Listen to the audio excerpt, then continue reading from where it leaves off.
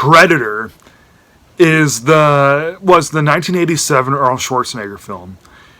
Usually when people think of Arnold Schwarzenegger films from the 80s, they think of two things. Number one being The Terminator from 1984, and number two being Predator. I know that people always also think of things like Commando and Conan the Barbarian, but yeah, in terms of what are Arnold's most popular things, number one is Terminator, and number two is Predator. Now, Predator, not exactly my favorite Arnold Schwarzenegger film.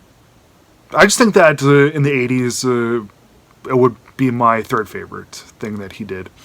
Number one being The Terminator, number two being Commando. Yeah, I liked Commando a little bit more than Predator. But I don't want to take much away from Predator because this is a fascinating sort of film. It's totally 80s, and when you look at the action films from the 80s, you have all these really buff, muscular, manly men, and the machine gun stuff are just the gunplay in those films are very, very well done, and I love watching the 80s action films. I think that they're tons of fun. And when I was checking out Predator last night, it was the first time in quite a while that I'd seen it, and I was able to really soak up and admire more of the narrative portion of it. Because the movie has kind of a really thin, straightforward sort of plot, a search and rescue mission, and that they get hunted by this alien. Yeah. What can I say? Arnold Schwarzenegger versus an alien in the jungle. So yeah, the way that starts off is it's quite good. I mean, like you're really invested in this team in the jungle, and you kind of forget that there is an alien on the loose that's skinning everybody alive. It's a very good move when a movie can suck you deep into a moment like that.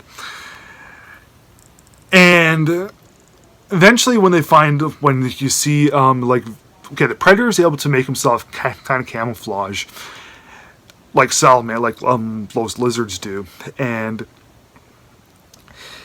yeah, I thought that was like the way that the camouflage happens. Like you're still able to see a figure moving.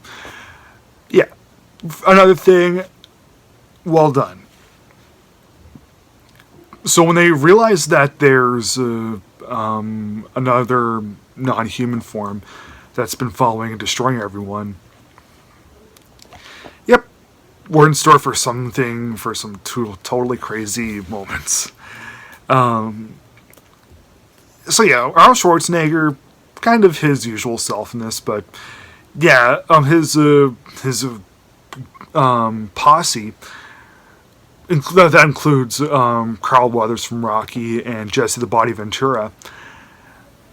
They all have their own identities.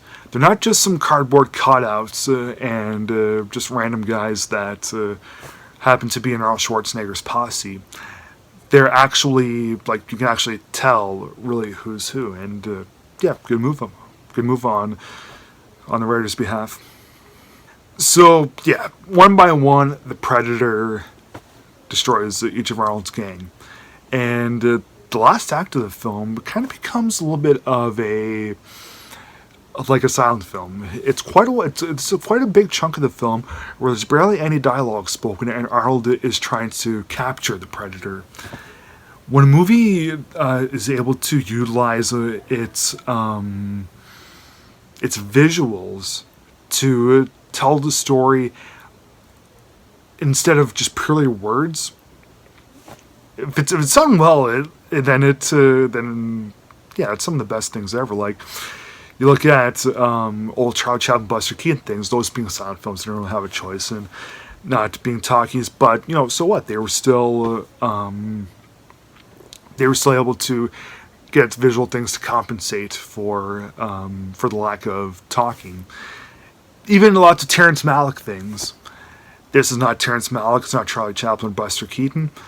But as an action movie, since it's able to utilize the visuals in such fascinating ways. It's also really good. The Predator itself, almost as cool looking as Alien, but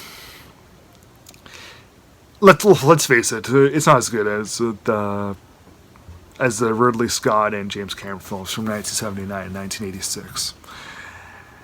And you know what? That's fine. Predator is still a tremendous, riveting movie, and it's a ton of fun. It is easily one of Arnold Schwarzenegger's best films. Not his number one, but it's pretty high up there. Due to such a great narrative and great storytelling, great action scenes, I'm going to give Predator 1987 3.5 stars out of 4.